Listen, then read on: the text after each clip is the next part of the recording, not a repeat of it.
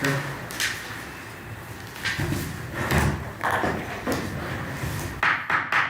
Meeting is now in session. Let's stand for the Pledge of Allegiance. I pledge allegiance to the flag of the United States of America and to the republic for which it stands, one nation, under God, indivisible, with liberty and justice for all.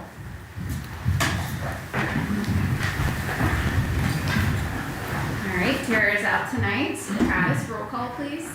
Councilmember Pringle, Here. Councilmember Ring, Here. Councilmember Bakke, Here. Councilmember Jones, Here. Councilmember Campbell, Here. Councilmember Keefe, Here. Mayor Bullington. Here. All right, everyone is present tonight. We will open up with public comment tonight. Just as a reminder, we do public comment during our meetings. We do have a 5-minute limit for each person that wants to address council. I won't take that long, I don't think. I think most of you know who I am by now. Anyway, I'm Frank Fussdecker, and I'm a candidate for county commissioners. You all have seen and heard, I'm sure, and probably way too much of it, right? But anyway, I'm just trying to get out. I've been out going to all the townships and villages and so forth, and trying to get to know everybody and you know, to be able to work with the communities if I'm fortunate enough to win that seat. And you know, I'm sure Georgetown is probably a little better prepared than maybe some of the smaller villages as far as being able to obtain grants and things of that nature. I don't know that, you know, as a commissioner, there's limited on what you can do for the villages, but I mean, you know, we're all in this together. And one thing I think, like Russellville and some of them would look forward to having some help with grant writing and some of those things. And that's a couple of things that I would like to look towards, you know, look into and see if I can help the villages and so forth with some of those topics, you know. So, but anyway, no, I just here. And anybody got any questions? Feel free to ask me one if you have one. But I will say we're very fortunate with our administrator. Travis has really worked to build a strong relationship with the county government as well. He also serves as help to some of the other smaller communities too. He's very well established in this community, but very well known for his background and knowledge within the government sector. So right. He's been a huge asset to us, but we also appreciate him helping others as well. Okay. Well, good. All right. I'll leave you folks alone. Thank you. Well, thank you for joining us tonight. All right, we will move right along to our general business, and the first thing that you will see on your agenda is the approval of the March 26th regular meeting minutes. Take a look at those, as I know most of you have already done. If there are any questions or edits, we will entertain those now. When ready, we will also entertain a motion to approve. Make a motion to approve. Councilmember Bakke has properly made a motion to approve the minutes. Is there a second? Second. Second provided by Councilmember Ring. Travis, roll call. Councilmember Pringle, Yes. Councilmember Ring, Yes. Councilmember Bakke, Yes. Councilmember Jones, Yes. Councilmember Campbell, Yes. Councilmember Keefe. Yes. All right, thank you. Motion passes. Next item on your agenda is the April 9th meeting minutes from the work session. Again, those are in your packet. Take a look at those. If there are any edits or questions, we will certainly entertain those. And I think our solicitor has one. Just have a note that on the executive session language, there's just a word missing. It reads with to consult with counsel regarding imminent action. That should say imminent court action. Just make sure that's included. Would that be considered a motion as edited, When we make the motion, just make it to be as amended. as amended?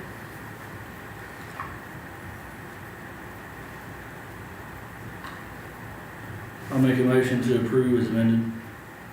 Councilmember Campbell's made the motion. Is there a second?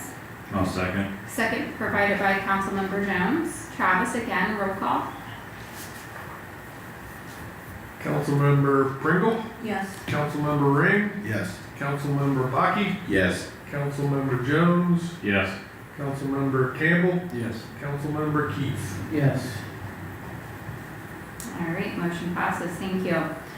In section 4.23, we have an ordinance to review this evening. Councilmember Campbell, if you could read that by title for us. Yes, give me 1 second, please. Take your time.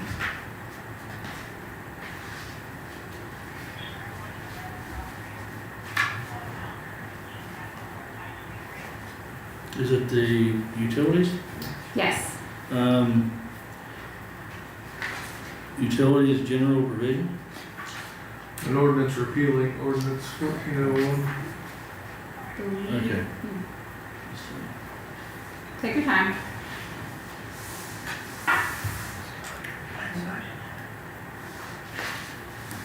An ordinance repealing ordinance 1401 and amending and adopting in their entirety chapters 50, 51, 52, and 53 of the Village of Georgetown Municipal Utility Ordinance. Thank you. All right, Travis, some insight here. So as we discussed at the last meeting, this is an update to our capacity fee. We started that last year as a trial. We were hopeful that the market would come back down, but it has not. It's continued to rise, and we see at least 3 more cycles of this. Next year it won't go up as much. It might go up a little, but it shouldn't be what we're going to now, which is going from 1.3 cents per kilowatt to 2.3 cents per kilowatt for the capacity fee. So even though we were charging that over the last year, we were losing about $30,000 a month because we were not, we were hopeful this would just be a 1-year spike. So the 2.3 will hopefully get us to about break even on the cost. All right. Questions for the administrator?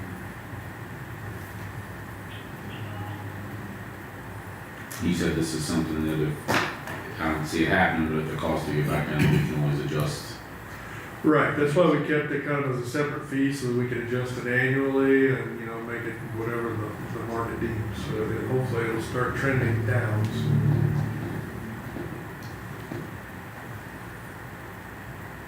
When does the 2.3 go in effect? This will be the June billing. Okay, there it is.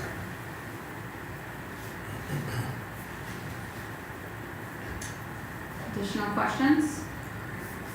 If not, or when ready, certainly would entertain a motion if there's one to be made. I'll make a motion to approve. Councilmember Jones has made the motion. Is there a second? I'll second. Second provided by Councilmember Baki. Travis, roll call. Councilmember Pringle, Yes. Councilmember Ring, Yes. Councilmember Baki, Yes. Councilmember Jones, Yes.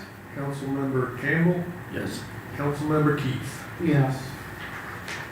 Motion passes, and Travis, that is ordinance number That will be ordinance number 1414. 1414. All right, thank you. All right, and it looks like under section 4.4, we have a House Senate bill update, and Travis, I will turn it over to you. So I did send out information on this last week. The schedule, the way it looks, there's not many days of session left for the Senate, so this could very well die on the vine. The state does not, they don't have much time to review this. It was still in the initial phases of committee review, so, and what we're talking about, I'm sorry, is the changes to the way we can bill for tenants. As of now, the property owner is ultimately responsible for the utility bills of the tenant. So if a tenant falls behind, the property owner gets notification of the delinquent bill along with the tenant. So, the property owner knows that the tenant is behind on the billing, and then ultimately they are responsible if the tenant were to move out. And then also, if the tenant moves out, tries to move to another apartment in town, that we can force them to make that payment up before they start a new utility service with the village. So these changes that were proposed would no longer allow us to make the property owner ultimately responsible, and it would no longer allow us to require the tenant to pay the past due bills. So As a result, really the only thing that we would be able to do if this were to pass we would have to substantially increase the deposit that the customer pays when they start service. That way we would have the ability to cover that, because once they go delinquent and move out, we really can't recover. So I think we would have to look at substantially increasing that initial deposit. It would probably have to be commensurate to a first and last month bill. So hopefully that just dies on the vine and it doesn't come back next term, but that's kind of what it's looking like at this point. So. What is their thinking on this? Yeah, and that's something that they've never really stated. I didn't go up for this one, but people have, testified in opposition, and they never provide the reasoning of why it gets initiated. So, you assume it's probably a political action committee that's brought it to the floor.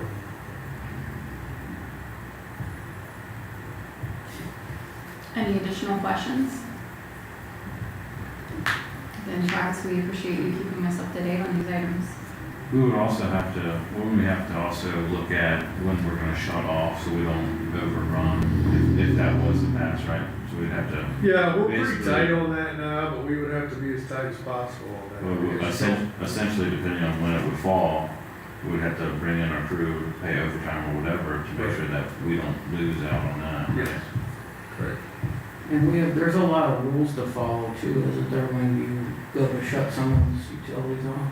Yeah, certainly. Yeah, I mean, it's not like. depending on whether it's water, gas, electric, what time of year it is, all that kind of And stuff. I would argue that this would decrease the amount of information provided to the property owner. So we're not gonna know, because we would no longer be able to send them the delinquent bills, because they're not responsible at that point. Do we have any idea here in the village, roughly, the amount of delinquency that there actually is? I mean, is it, It's fairly low, but that's because if it the goes to property owner property is responsible, and also the tenant can't just move and drop that. Right. If we had to do that, what would the deposit be? I mean, we would look at, I would say, the average property bills, the average utility bills probably within 150, 200, so, you're probably looking at $400 to $500 deposit. Is that per utility, or are we talking more about? No, that would be for a full service. Okay. And I haven't asked Cassandra to run the numbers, but I would expect probably the $500 range.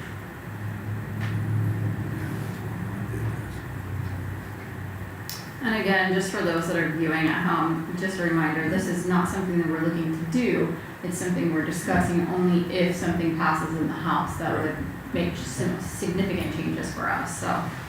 But it's something we just have to stay in the loop and watch. And I do believe it did pass through the House, I believe. Did pass the House, it's in the Senate. It's in the Senate. But it hasn't gotten, a lot of these make it through the House, we've tried to get ODOT to take over the streets again, inside municipalities, and that makes it through the House every year, and then it just dies in the Senate.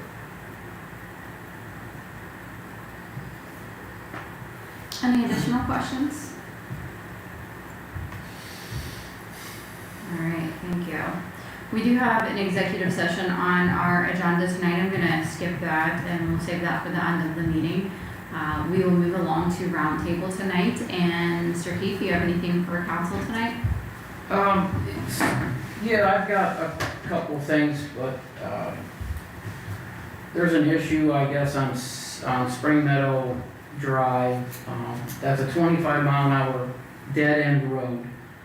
And I have talked to a couple people there, and the one resident has continually stayed on me about asking to lower the speed limit to 15 on that road if possible. I live actually right next to the road. I don't live on that road, but I live next to it. I've driven it a couple of times, and if I get going 25 miles an hour, it does feel too fast. And before you know it, you gotta slam on your brakes to slow down, so, there's a lot of kids that play back there, and they're asking to be lowered. It seems like a simple thing, throw up a different sign, I know you'd have to pass an ordinance, but, or in the beginning, can we ask for more police presence, or possibly the speed limit sign that we got a couple years ago, and possibly the digital We can do both of those. flash one, and maybe put that up for a while, maybe track some data and see. We can do that a couple ways. We can put it up, let it run for a little bit, where it does not display, where we can identify a problem or what specific time frames the problem comes through. And then we can set it back up and have a display, and of course, we get increased patrol, absolutely. Okay. The other, Harmony Lane was another dead end one over by the old hospital there. And it seems to be, the information I was getting, it was actually, the speeders are actually other residents that live on the same road. That's probably the tough part, so. Coming and going. The one guy says when they're leaving, it's not when they're coming, it's when they're leaving. What we can do is also the Chief Emlo said there might be a possibility of putting up cameras in the area where we can put a picture with the speed and maybe identify who to go talk to. Right, yeah, and I'm not sure the limitations on the signs that we got, if they have do they have the capability of camera action on them? We would have to put up a second Okay. camera to match the times. Yeah, that's something that Chief Emlo can look at. He's pretty good at that stuff. How many of the flashing speed signs do we, Two, we I have two, believe. we have two? Yeah. Okay. I think one might be out for repair, but we got one, and we'll work to get it up. I know they rotate, I think you guys rotate them from different streets to street. I mean, I do drive around quite a bit here in Georgetown, but I haven't seen one in a while, so. But I just wanted to bring that up and see if it's something we can Absolutely. look into for now. Absolutely. See if we can get some information. Funny thing is, Officer Baker, right, when you're sitting out there and you're watching them, nothing ever happens, right? They sit down. Yeah, it's funny how that works, so, yeah. So, the only other thing I had, on Elm Street there, right as it's coming down the hill, where Grant comes in, I think there's still some cones that are marking a washout, and I don't know if that happened sometime in the wintertime. Helmet, great. Yeah, Elm and Grant, almost at the intersection there. That washout area seems to be creeping toward the pavement a little bit, and I didn't know if that was something that was on the list, or what what the plans were for that, because I can see the pavement starting to sink a little bit, so. Awesome. Anything else tonight, Joe? No, I think that's it. Thank you. Councilmember Jones, anything for council tonight? Question I have, since the streetscape is going on, would it make sense to power down the lights to save a little bit of electricity on the village? I can check with Jerry and see if that's possible. I'm not sure if those are all connected. Yeah, I'm not sure how many traffic control boxes. Those are all LEDs, so they're very minimal impact, but yeah, maybe. And other than that, I wanna thank Travis for keeping us in the loop on all the streetscape stuff and the House bill stuff and everything that he does, and send us updates throughout the week. Especially when we found out about that kind of freaked out hole in the ground. I thought about sending an email and saying, can we do something cool with that, but I just left it alone. Wish you well. Yeah, that's scary stuff. All right. Let's see, Councilmember Pringle, anything for council tonight? Nothing this evening. All right. Councilmember Rain. I did reach out to the Donahue family, mentioned about the street name change. They were very positive about that, really liked that idea. There was something else, and I can't remember what it was. I might think of it before the end of the meeting. If so, we can certainly come back to you. Okay. And then that street change name is now in the hands of these two, correct? Kinda taking that to the next step. I did tell them that we'd have to send letters to all the other residents and make sure that they were agreeable to that, so. Okay, perfect. Thank you. Anything else? Councilmember Baki? Nothing this evening. Okay, thank you. Councilmember Campbell? Yeah, a couple things. One for Travis. On Elm, just above North Street, there where that Bay Lane lumber intersection is. Above it, there's 3 trees before you get to Ohio Street that I watched the dually kind of rubbing his mirrors on. They would be on the west side. That maybe if you make a list together, they can trim those. It's kind of, if you come off Ohio, down Elm, it's the first 3 on your right. Okay. And then, did we ever come up with why the water was standing at the end, like where the park entrance is, the front park and Pizza Hut? There's a catch basin in the Pizza Hut parking lot that belongs to them that needs attention. And we've tried to get them to repair that multiple times. And I guess we need to look at if that's something we can go in and do at their expense. Yeah, because I mean, it's becoming quite a problem. Yeah, It's the it's light out rain on anymore, the it's street. really flooding. Yeah. It's a pool. Yeah. But that's all I have. All right, thank you. Let's see, Officer Baker, anything for us tonight? No, ma'am. All right, thank you for joining us. And Joe, anything for the group tonight? Not for regular meeting. I'm good. Thank you. Travis? A couple things.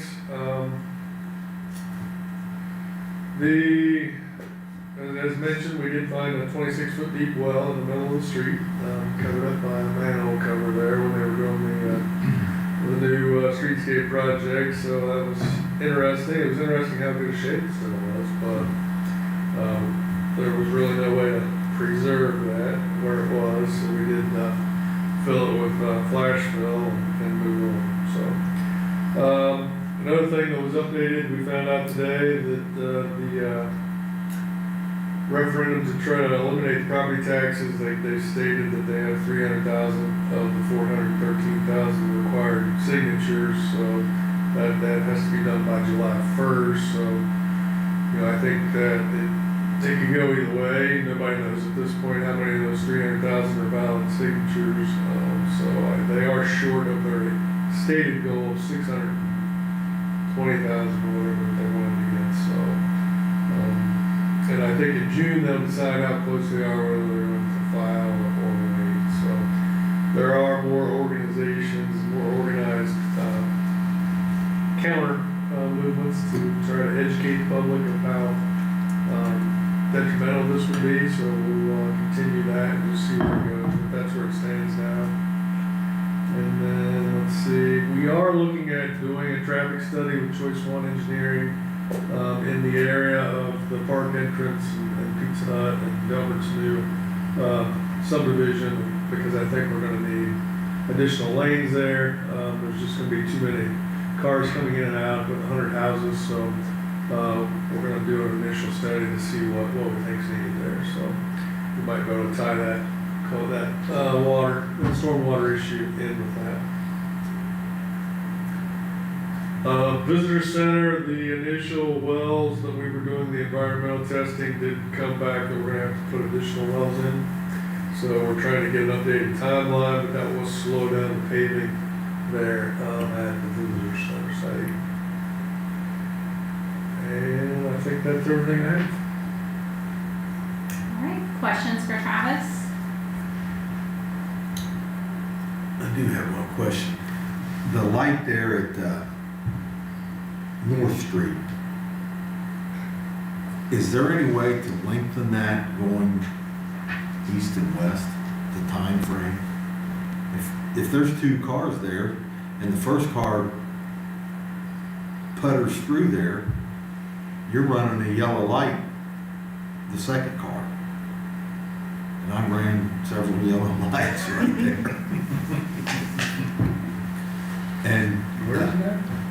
So, Moody Lane. by John Moody's. And I That started, is pretty quick, I've noticed that before. and That's because of the detour. yeah. And since Main Street shut down, people around here they're lost. Yeah, They can't function without Main Street. right. And, yeah, I think that light might be tied with the light at Grant, it seems to me, because I think those changed. So we'll look, but yeah, there's gotta be a way. And maybe it would affect Grant, but since it's closed anyway, it won't be an issue,